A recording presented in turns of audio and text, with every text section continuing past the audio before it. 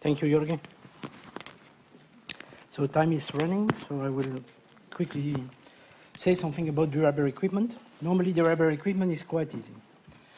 You purchase something for the project, you have a certain rate of use and a certain rate of depreciation.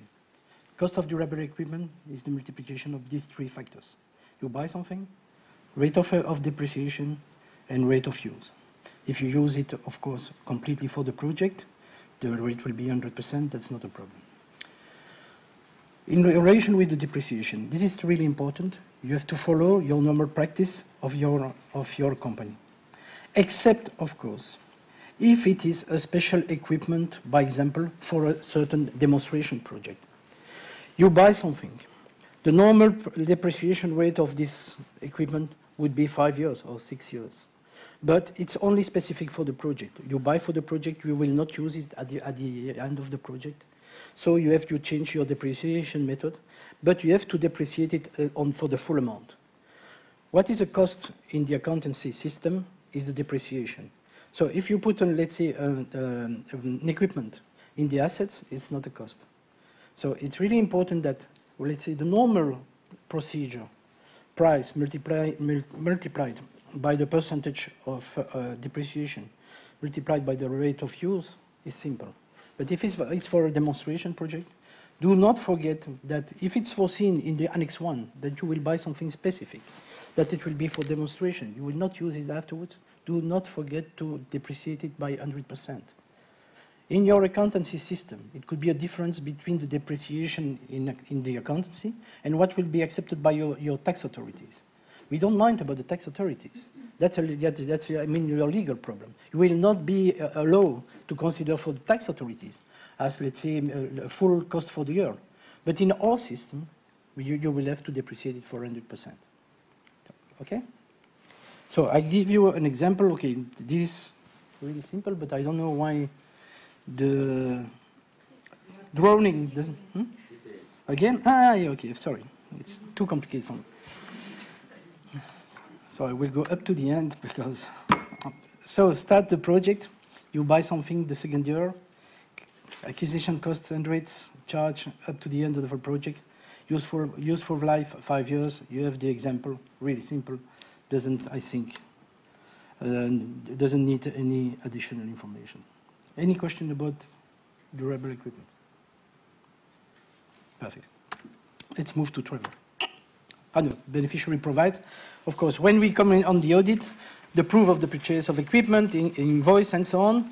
Mind that let's say that the invoice is well registered in the eligible period of the project.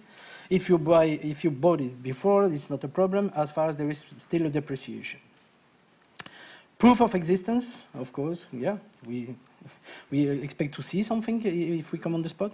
And let's say the justification of the use.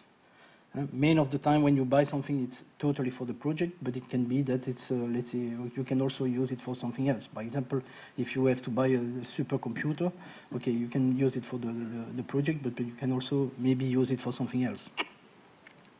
Description of the depreciation policy, that's not a problem. And in case of rented equipment, the rental contract.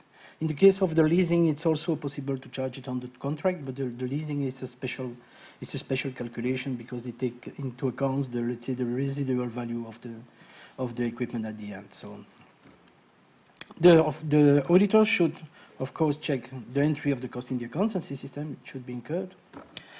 The use of the equipment, and then last but not least, a mistake that we see quite often is the VAT. The VAT is never a cost for an EU project, wherever the VAT is coming from. Your country, another country, VAT, never a cost. Question. Yes? Say, equipment usage diary register, is that compulsory for everything, even if you know that this is only for the project? Yes, of course it is compulsory. So every time you use the equipment, you have to have a diary on it? You mean if it's 100% for the project? Yeah. No, of course not. If it's only for the project, no. It's only, well, if there is, let's say, a possibility to use it for something else. Well, having a registration when it's 100% would be useless. What about some scientific pieces, large pieces of equipment require an awful lot of maintenance that costs a lot? Does that come under durable equipment cost? Because you just said that it's